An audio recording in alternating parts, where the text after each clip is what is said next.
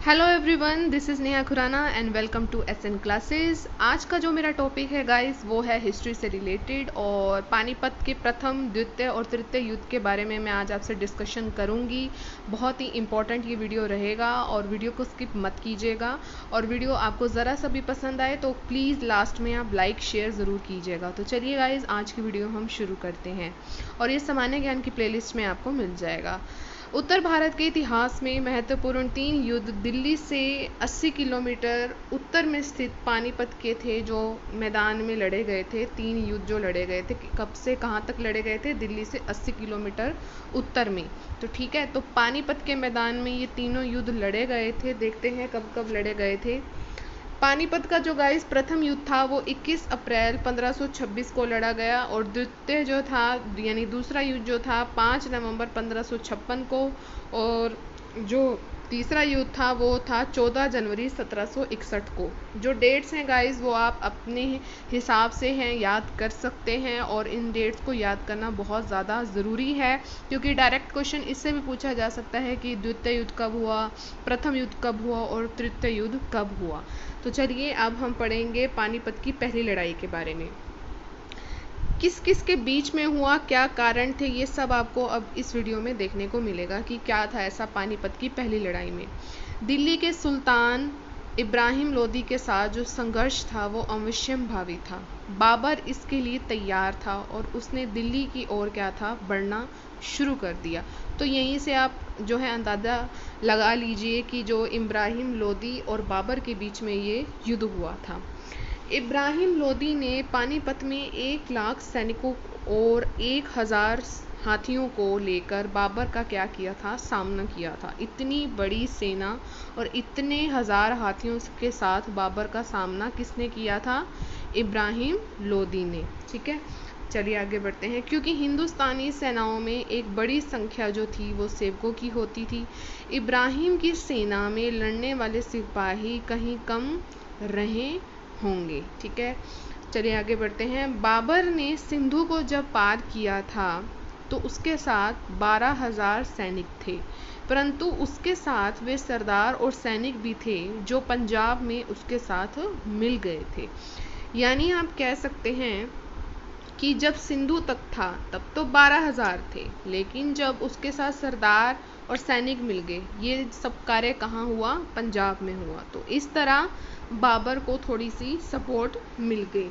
इब्राहिम लोदी को तो कोई दिक्कत ही नहीं गाइस, उसके पास 1 लाख सैनिक थे और 1000 हाथी थे। ठीक है, इस प्रकार उसके जो सिपाहियों की संख्या क्या थी, बहुत ज़्यादा अधिक हो गई। यानी सिंधु को जब पार किया तब 12,000 थे, लेकिन जब वो पंजाब आ गया तब जो उसके सैनिकों की संख्या क्या होगी, अधिक हो गई। फिर भी बाबर की सेना जो संख्या की दृष्टि से कम थी, बिल्कुल थी। वहाँ इब्राहिम लोदी के पास तो 1 लाख थे, तो इस हिसाब से देखा जाए तो उसके पास तो बहुत ही ज़्यादा कम थी। ठीक है, फिर भी बाबर की सेना कम थी ना। बाबर ने अपनी सेना के एक अंश को शहर में टिका दिया। इतनी कम सेना होने के बाद भी उसने एक जो अंश है अपना शहर में टिकाया, जहां काफ़ी मकान थे। फिर दूसरे अंश की सुरक्षा उसने खाई खोदकर उस पर पेड़ों की डालियां डाल दी। तो ये 2 कार्य जो थे बाबर ने किए।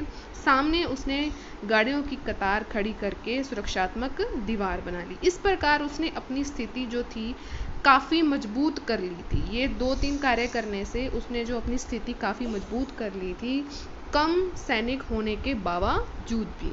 2 गाड़ियों के बीच उसने एक ऐसी संरचना बनवाई जिस पर सिपाही अपनी तोपें रखकर गोले चला सकते थे। बहुत ही सटीक कार्य किया है और ये आज के टाइम में भी ये कार्य हो सकता है। ठीक है, तो ये काम किसने किया था? बाबर ने। तो ये आप याद रख सकते हैं, बहुत ही इम्पोर्टेंट पॉइंट है। तो अब जो ये विधि थी कि 2 गाड़ियों के बीच में आप अपनी तोपें चलाएं और गोली चल जाएगी, तो इस विधि को क्या कहते थे? इस विधि को कहते थे ऑटोमन रूमी विधि कहता था। कौन? बाबर। एक बार मैं आपको दोबारा रिवाइज करवा दूं। ऑटोमन रूमी विधि कौन कहता था? बाबर कहता था, क्योंकि इसका प्रयोग ऑटोमनों ने ईरान के शाह इस्माइल के विरुद्ध हुई प्रसिद्ध लड़ाई में किया था। तो ये आपके पीछे एक रीज़न हो गया कि इस विधि का नाम कैसे पड़ा, तो ये आपको अब वजह पता लग गई है। बाबर ने 2 अच्छे निशानबाज तोपचियों उस्ताद अली और मुस्तफ़ा की सेवाएं भी प्राप्त कर ली थी। ये सब ऐसे कार्य वो क्यों कर रहा था? क्योंकि उसके पास जो थी सेना कम थी, उस्ताद अली और मुस्तफ़ा। तो ये आप नाम जरूर याद रखिएगा। भारत में बारूद का प्रयोग धीरे धीरे होना शुरू हुआ। बाबर कहता है कि इसका प्रयोग सबसे पहले उसने भीरा के किले पर आक्रमण के समय किया था। अब आपसे डायरेक्ट क्वेश्चन पूछा जा सकता है कि जो बारूद का सबसे पहला प्रयोग किसने किया था? बाबर ने। और उसने कहाँ पर किया था? भीरा के किले पर उसने आक्रमण के समय किया था। ऐसा अनुमान है कि बारूद से भारतीयों का परिचय तो था, लेकिन प्रयोग जो था ना वो बाबर के आक्रमण के साथ ही प्रारंभ हुआ। ठीक है, तो ये आपसे 3-4 क्वेश्चन जो हैं वो आपसे डायरेक्ट पूछे जा सकते हैं। तो ये आपको ज़्यादा बाबर के बारे में पता लगा तो होप है आपको पानीपत की प्रथम लड़ाई में बाबर के बारे में जानने को बहुत अच्छा मिल गया होगा। तो चलिए दूसरी लड़ाई के बारे में हम बात कर लेते हैं। जो यह युद्ध था ये दिल्ली के अफगान शासक आदिल शाह सूर के वीर हिंदू सेना नायक हेमचंद्र विक्रमादित्य, जिनको शॉर्ट नेमर कहा जाता है, हेमू, और अकबर की मुगल सेना के मध्य में हुआ था। यानी कि हेमू और अकबर की सेना के मध्य में। हेमू यह युद्ध मुगल सेनापति बैरम खां की कूटनीतिक चाल से हार गया था। डायरेक्ट क्वेश्चन है कि किसकी कूटनीतिक चाल से हार गया था? तो ये हारा था सेनापति बैरम खां की कूटनीतिक से। यानी इसमें डायरेक्ट क्वेश्चन आपसे ये पूछा जा सकता है कि अगर हेमू और अकबर का युद्ध हुआ तो पानीपत का कौन सा युद्ध हुआ? द्वितीय हुआ। इसमें कौन हारा? इसमें हेमू हारा। किसकी कूटनीतिक चाल से हारा? तो वो सेनापति बैरम खां की चाल से हार गया। आंख में एक तीर लग जाने से हेमू की सेना बिखर गई और उसे हार का सामना करना पड़ा। हेमू ने अपने स्वामी के लिए 24 लड़ाइयां लड़ी थी, जिसमें से उसे 22 में सफलता मिली थी, 2 में ये हार गया था।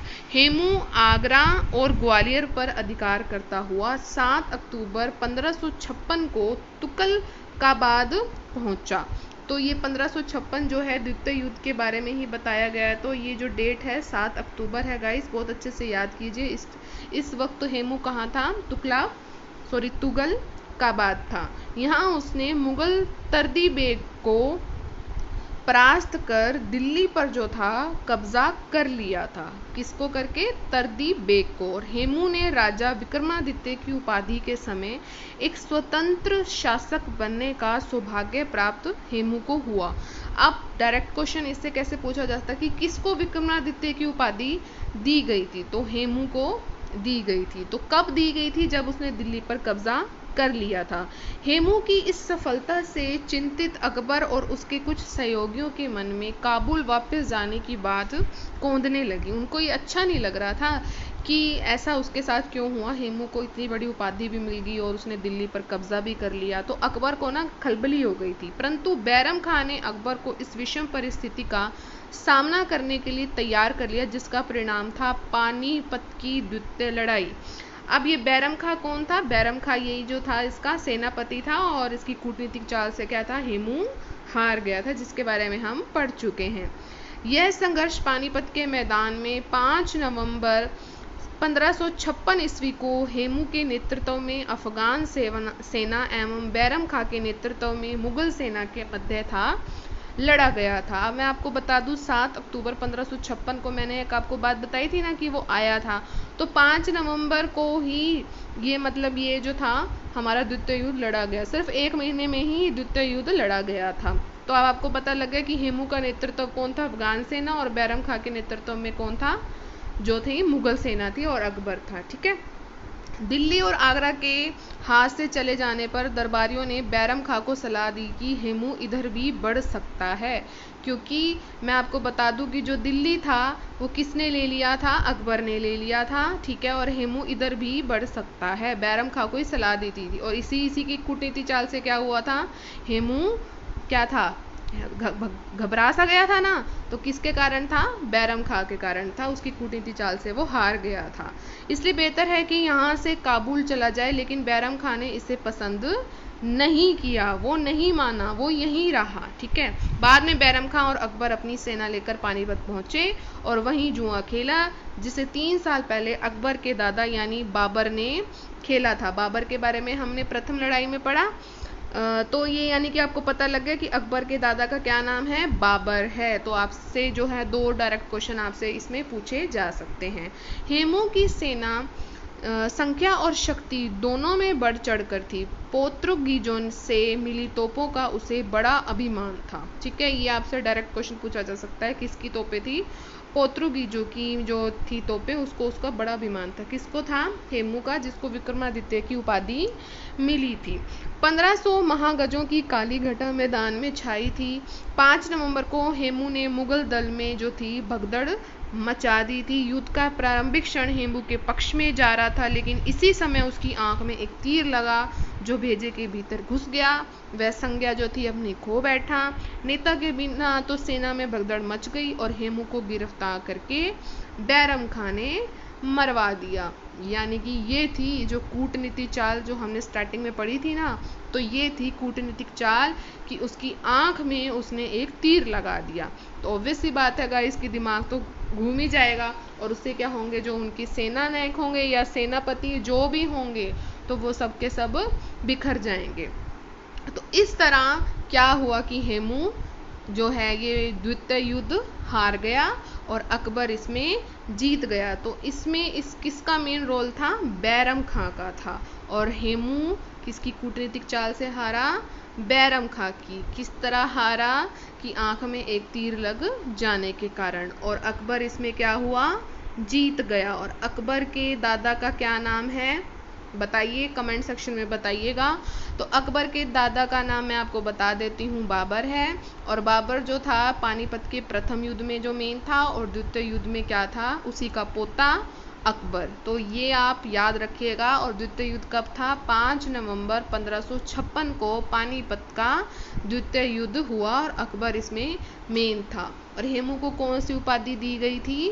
विक्रमादित्य की। तो ये कुछ ऐसे कुछ पॉइंट्स है गाइस जो आपको पूछे जा सकते हैं डायरेक्ट। ठीक है, वीडियो को एक बार दोबारा देख लीजिएगा, ऐसा कुछ नहीं है। और जो मैं आपको इसकी सलाह दूंगी गाइस कि मैंने नोट्स में बनाया है, तो आप इसकी जो है स्क्रीनशॉट ले लीजिएगा, इसकी पीडीएफ मत मांगिएगा। वीडियो पसंद आ रहा हो तो प्लीज़ आप इसको लाइक ज़रूर कर दीजिएगा, क्योंकि बिल्कुल आराम से मैं करवा रही हूँ। अब मैं बात करूँगी आपसे पानीपत की तीसरी लड़ाई के बारे में। ये हमारी लास्ट लड़ाई है। इसमें क्या था कि यह लड़ाई अफगान आक्रमणकारी अहमद शाह अब्दाली और मुगल बादशाह शाह आलम द्वितीय के संरक्षक और सहायक मराठों के बीच में हुई थी। यानी कि अहमद शाह अब्दाली वर्सेस शाह आलम द्वितीय। तो आप इसके यानी कि मराठों के हम नाम कह सकते हैं। तो इन दोनों के बीच में जो था पानीपत की तीसरी लड़ाई हुई। और इस लड़ाई में मराठा सेनापति सदाशिवराव भाऊ अफगान सेनापति अब्दाली से लड़ाई के दाव पेचों में मात खा गया। अब आपको यहीं से पता लगे कि पानीपत की तीसरी लड़ाई में मराठा हार गए थे। ठीक है, अवध का नवाब शुजाउद्दौला और रुहेला सरदार नजीब खां अब्दाली का साथ दे रहे थे। किसका दे रहे थे? अवध का नवाब शुजाउद्दौला और रुहेला। ठीक है, और अब्दाली ने घमासान युद्ध के बाद मराठा सेनाओं को निर्णयात्मक रूप से क्या किया था? हरा दिया था। अब्दाली के बारे में हम ऊपर पढ़ चुके हैं। तो अब्दाली ने क्या किया था? अहमद शाह अब्दाली ने मराठों को हरा दिया था। ठीक है, सदाशिवराव भाऊ और पेशवा के होनहार तरुण पुत्र और अनेक मराठा सरदारों ने युद्ध भूमि में वीर गति पाई। ये कुछ ऐसे मेन जो हैं व्यक्ति कह सकते हैं, ये कुछ ऐसे हैं कि भूमि में मर गए थे। वीर गति उनको कहते हैं कि उन्होंने ये सब के सब क्या थे? मर गए थे। और इस हार से मराठों की राज्य शक्ति को क्या था? भारी धक्का लगा। इतने बढ़िया बढ़िया बंदे अगर किसी सेना के मर जाएं तो उनको तो धक्का लगेगा ही लगेगा। तो ये सब के सब क्या थे, मराठों से रिलेटेड थे। भाऊ बहुत बड़ा नाम है, देखने में तो बहुत लग रहा है, लेकिन आप भाऊ तरह याद कर सकते हैं। और पेशवा के कुछ ऐसे पुत्र भी थे और कुछ ऐसे सरदार थे जो कि मर गए थे, तो इससे मराठों को गहरा धक्का लगा। और युद्ध के 6 महीने बाद ही भगन हृदय पेशवा बालाजी राव की मृत्यु भी हो गई थी। तो इस तरह पानीपत की तृतीय युद्ध में सिर्फ इतना ही है। इसमें आपको क्या याद रखना है कि अहमद शाह अब्दाली और मुगल बादशाह शाह आलम द्वितीय के संरक्षक और सहायक मराठों के बीच में ये युद्ध हुआ। और इसमें क्या था, मराठा जो थे हार गए थे। तो मेन तो आपको यही याद रखना है और इसकी डेट याद रखनी है। बाकी ऐसा कुछ नहीं है जो आपको याद करना पड़े कि लास्ट में जो मराठा थे हार गए थे तो उनके ऐसा क्या हुआ, वीर गति उन्होंने प्राप्त कर ली। तो इससे सब क्या हुआ कि उनकी सेना बिखर गई। तो गाइज ये था मेरा आज का वीडियो। कैसा लगा मुझे कमेंट करके ज़रूर बताइएगा। ज़्यादा से ज़्यादा लाइक कीजिए, शेयर कीजिए, सब्सक्राइब का बटन ज़रूर प्रेस कीजिए। इससे मेरी जितनी आगे आने वाली वीडियो होंगी उसकी नोटिफिकेशन आपको पहले ही मिल जाएगी। ऑल पर ज़रूर क्लिक कीजिए, तभी आपको मेरी सारी नोटिफिकेशन मिलेगी। साथ में अदर प्लेलिस्ट को भी ज़रूर चेकआउट कीजिए, फेसबुक लाइव सेशन को भी ज़रूर ज्वाइन कीजिए। तब तक मिलते हैं अपनी नेक्स्ट वीडियो में। Till then thank you so much for watching guys, bye bye and take care.